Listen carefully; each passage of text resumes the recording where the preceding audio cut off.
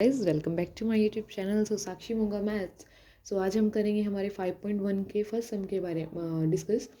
And last मैंने videos में second third and fourth सम के बारे में बता चुकी हूँ। अब हम बात करेंगे हमारे फर्स्ट सम की। एंड फर्स्ट सम में हमें जो फर्स्ट पॉइंट दिया हुआ है, आई मीन फर्स्ट पार्ट दिया हुआ, उसमें they say that the taxi fare after each kilometre when the fare is ₹15 for the first kilometre and ₹8 for each additional kilometre. इन्होंने बोला है कि जब 1 किलोमीटर क्रॉस हो जाता है तो जो टैक्सी का जो किराया है वो 15 रुपये ले रहा है वो 1 किलोमीटर का। उसने एक और बात और बोली कि अगर आप अगले किलोमीटर मतलब दूसरा किलोमीटर क्रॉस करोगे तो आपके पर किलोमीटर अब 8 रुपये लगेंगे। मतलब पहला किलोमीटर जहाँ से भी वो चला वहाँ से उसके बोले उन्होंने 15 रुपये। मतलब फर्स्ट किलोमीटर मतलब ए यानी कि A1 जो हमें गिवन है वो क्या गिवन है 15 रुपये। ठीक है। एंड अब जो टैक्सी ड्राइवर है वो बोल रहा है कि अगर आप और मतलब एक एक किलोमीटर जब ऐड करते जाओगे, जैसे कि 1 किलोमीटर पे यहाँ मैंने यहाँ तक कि 1 किलोमीटर बन रहा है तो 1 किलोमीटर पे उसने लिए 15 रुपये। अब उसने बोला कि अगर आप दूसरे किलोमीटर पे जाओगे तो इसके अंदर 8 रुपये ऐड हो जाएंगे।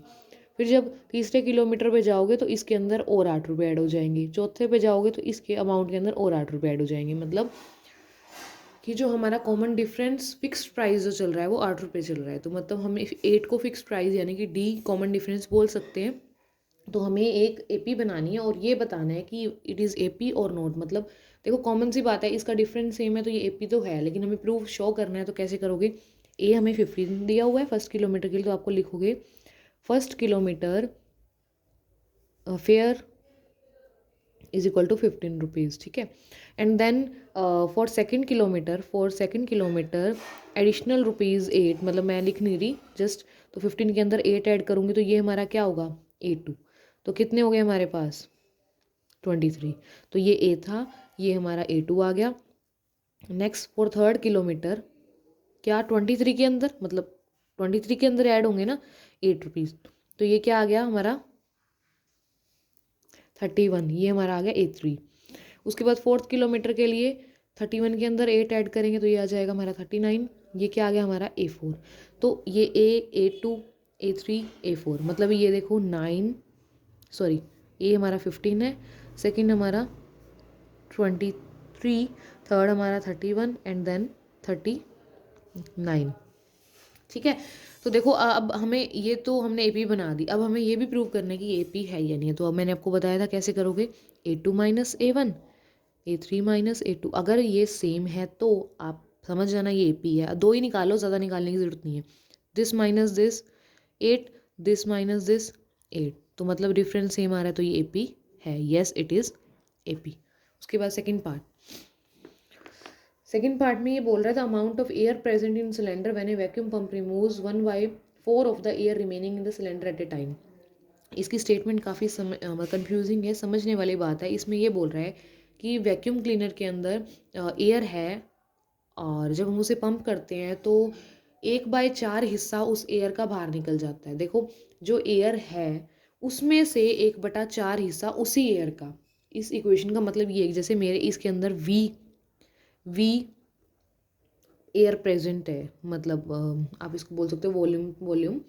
तो वॉल्यूम वी वैक्यूम पंप के अंदर है एयर प्रेजेंट, तो उसमें से जब हम 1/4 हिस्सा किसका माइनस हो रहा है, उसी एयर का। मतलब तो हमारे पास ये से A2 आ जाएगा, क्योंकि फर्स्ट तो हमारे पास V है ना, उसमें एयर है ऑलरेडी। सेकेंड टाइम में तो जब पंप करेंगे जो बचेगी वो A2 होएगी, फिर तीसरी टाइम में जो करेंगे वो A3 होएगी, उसके बाद A4।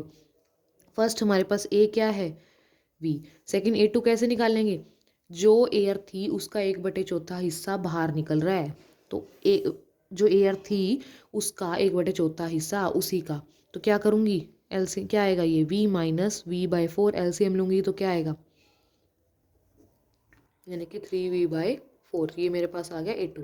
अब हमें A3 निकालना है, तो ये जो आया अब इसका यूज़ करेंगे, क्योंकि बचती हुई जैसे कि मैंने 10 में से 2 माइनस किए तो 8 बचे। फिर 8 में से 2 माइनस करूँगी ना, फिर 6 आएंगे, फिर 6 में से 2, ऐसे एज इट इज़ V में से ये माइनस किया। अब इसमें से फिर इसी एयर में से जो बची हुई एयर है, अब बची हुई एयर ये है इस बची हुई एयर में से 1/4 मतलब 1/4 हिस्सा इसी एयर का माइनस करना है। इस बची हुई एयर में से 1/4 हिस्सा इसी बची हुई एयर का, तो क्या आएगा 3v/4, 3v/16, एलसीएम आप ले लो 16,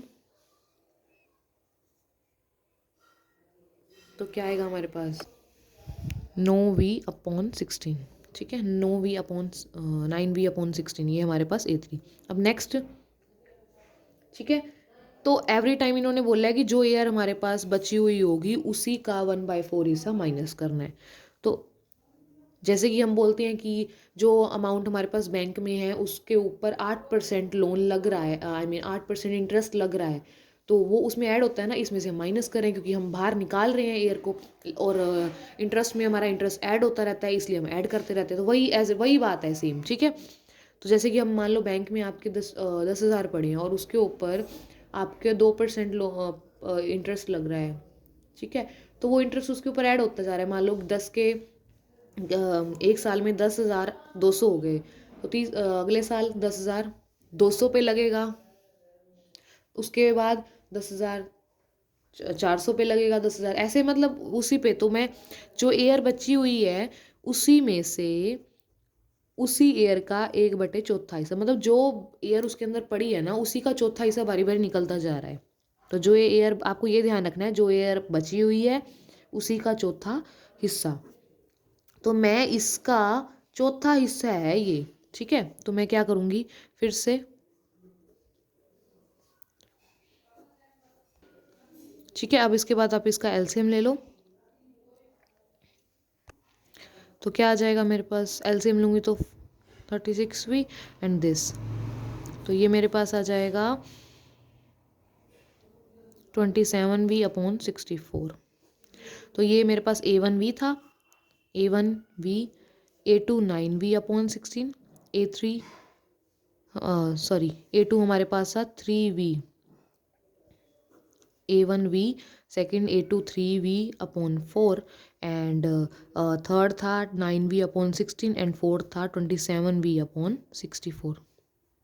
तो ये थी हमारी हमने AP बनाई। अब हमें चेक करना है कि AP है या नहीं है, तो क्या करोगे A2 - A1, A3 - A2, A4 - A3, तो आप जब चेक करोगे तो ये प्रूव हो जाएगा कि AP है या नहीं, ठीक है।